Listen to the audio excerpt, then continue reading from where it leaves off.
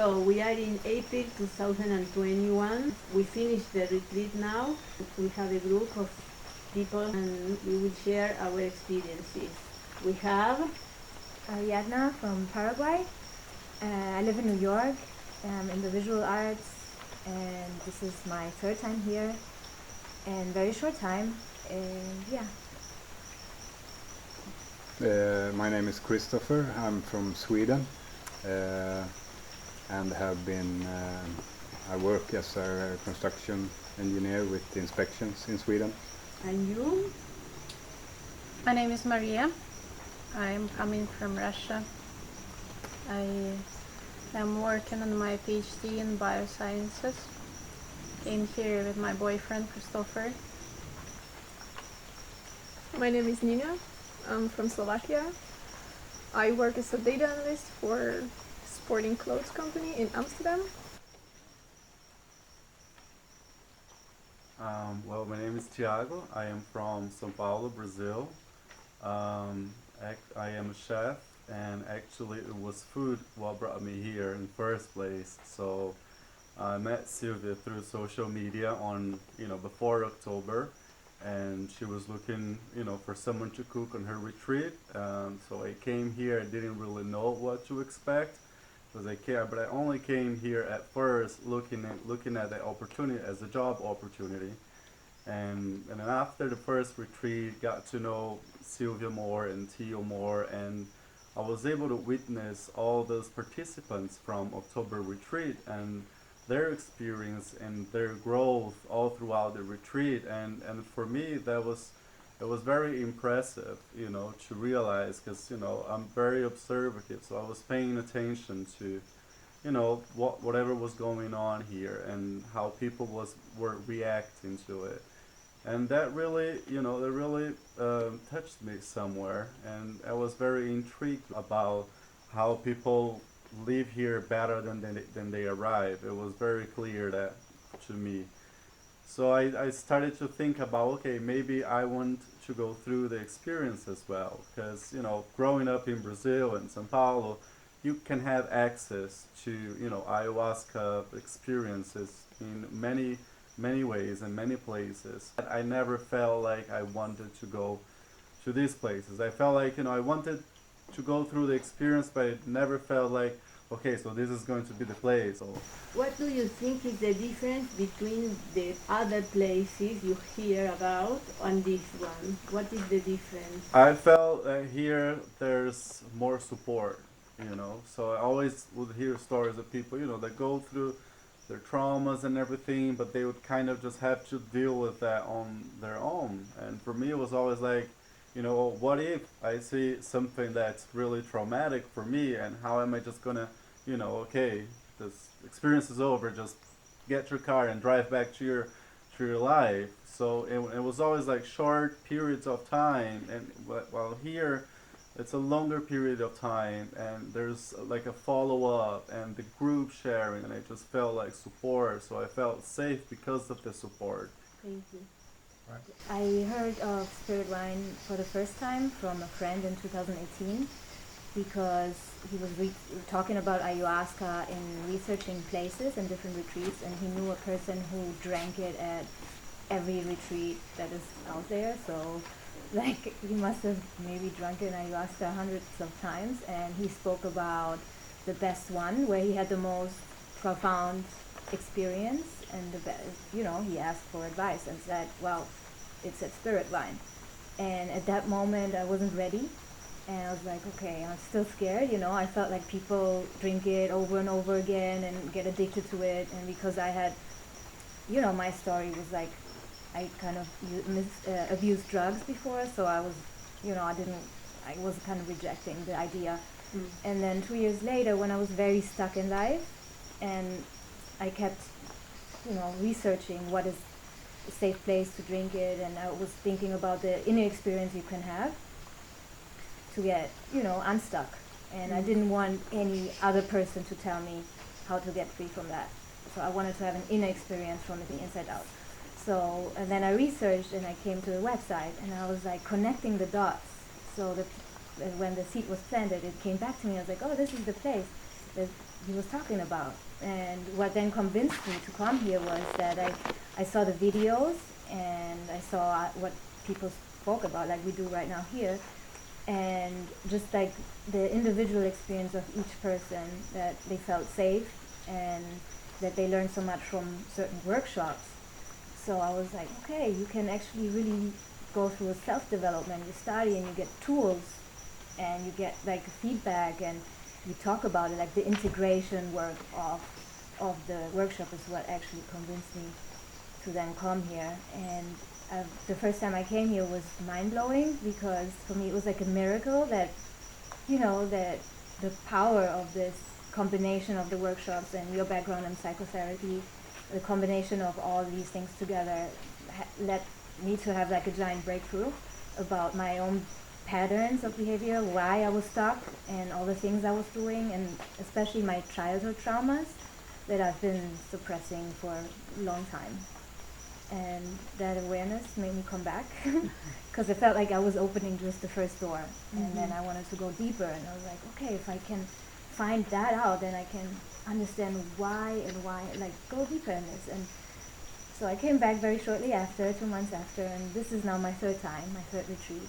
And yeah. So What you said is very important, that you started to open doors. This is the real thing, because some people are, have wishful thinking that one retreat they will resolve everything, and you resolve a lot, but there are more. There is always more, because there are different levels, and it's a process that never ends. So you will go as much as deeper you want to go. Not everybody will be interested in continue, it's like therapy.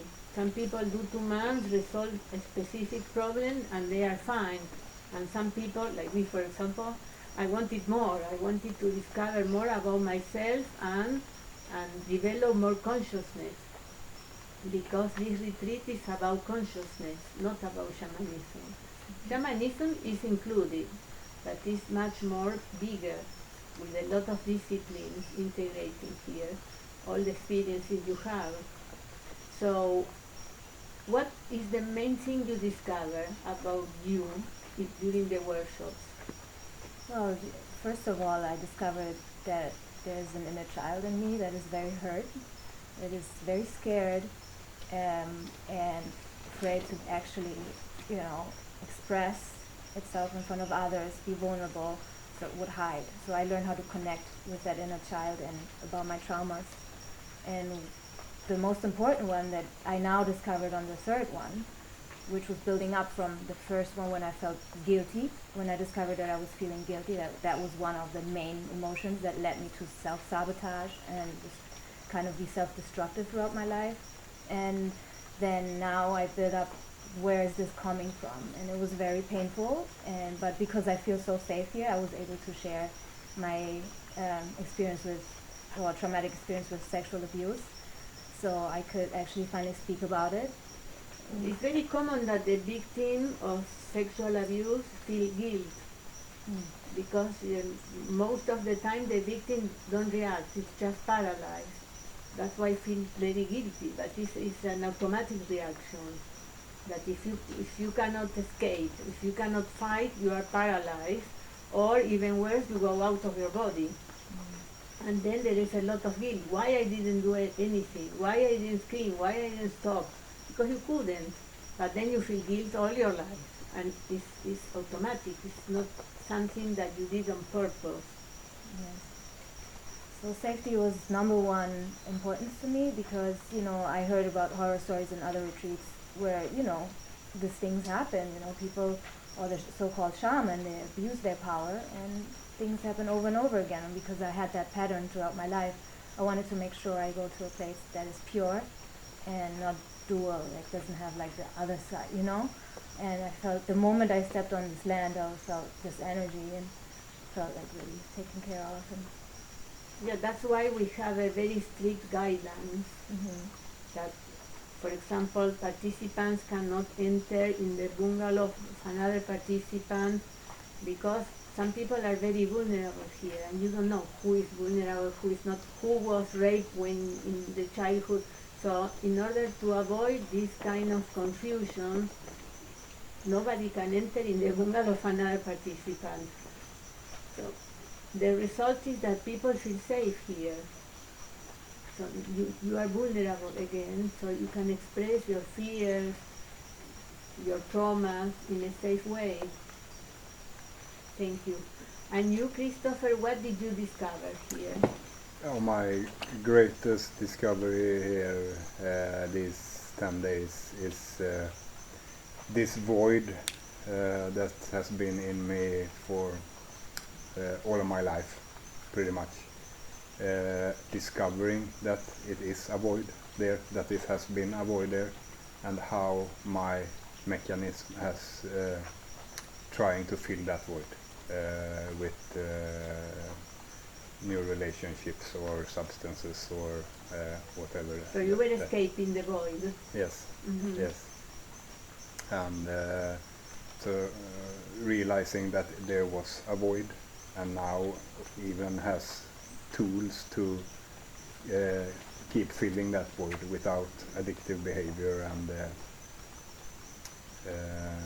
and also this behavior, how that have hurted people around me, my family and friends.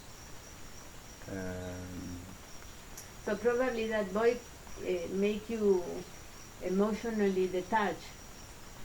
Yes, yes. That's what's happening. And you escape with, as I said, drugs or finding new relationships with ones. Mhm. Thank you. Thank you. And Maria, you said that you never expected the bungalow you were in was so beautiful.